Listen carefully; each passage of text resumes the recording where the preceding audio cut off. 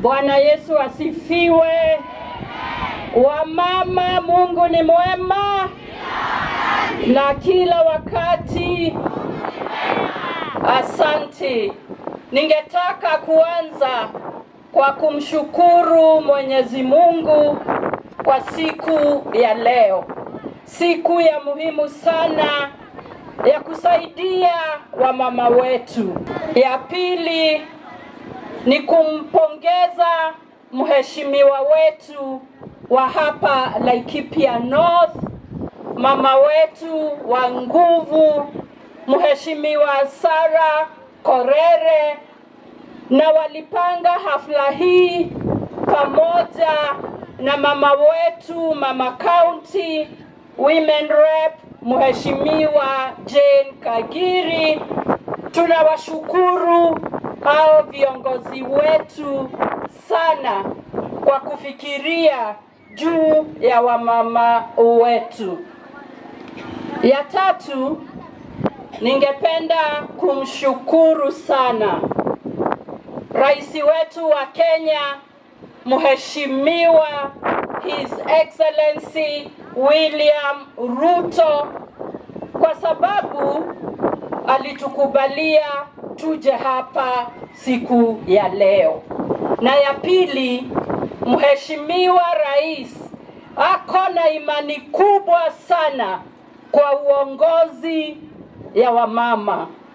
Ndiyo maana mnaona leo tuko na waziri wa jeshi katika nchi yetu ya Kenya. Ndiyo maana mnaona tuko na waziri wa utalii, na ni mimi waziri wa utalii na wanyamapori, na tuko na mawaziri wengine katika baraza la mawaziri. Hakuna serikali ingine hapa Kenya imekuwa na wamama wengi zaidi katika baraza la mawaziri kama serikali ya rais wetu, na pia wamama wa vyeo vikuu sana hapa nchini. Tunakupongeza sana Mheshimiwa Rais, na sisi kama wamama tutafanya kazi kwa bidii, tutakufanyia kazi mpaka ile ndoto yako kwa hii nchi itimie kabisa. Tutafanya kazi mpaka zile ahadi zote umepatia Wakenya zitimizwe. Kwa hivyo tunashukuru sana kwa hayo rais wetu ametufanyia. Mimi kama waziri wa utalii na wanyamapori ningetaka kuwaeleza ya kwamba kaunti hii yetu ya Laikipia ndiyo kaunti namba 2 kwa utalii.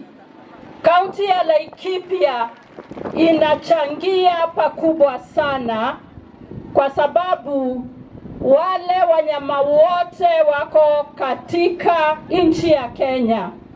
Laikipia iko namba 2, na kwa hivyo tutaendelea kushirikiana pamoja ili tukuze kaunti yetu.